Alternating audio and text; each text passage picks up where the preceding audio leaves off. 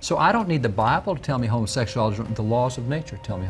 And it's the same way with the right to own property. Every animal is going to defend what it perceives to be its own home, if that's its barn, if that's its pasture, if it's whatever.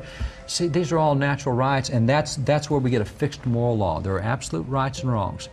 Then the fifth thing that we see in the Declaration says, governments are instituted among men, deriving their just powers from the consent of the governed. This is where we get the will of the majority.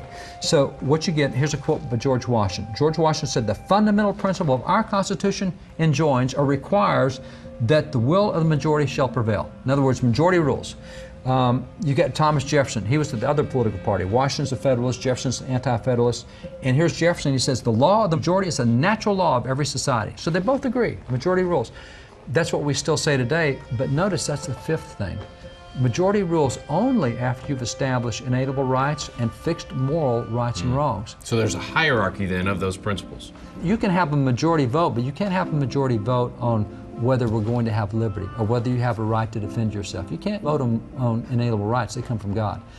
You also can't vote on whether abortion is right or wrong or whether homosexuality is right or wrong. That's a fixed moral law. By the way, that's in the 7th Amendment of the Constitution, what's called the common law. The common law embodies the absolute moral rights and wrongs as part of the Constitution.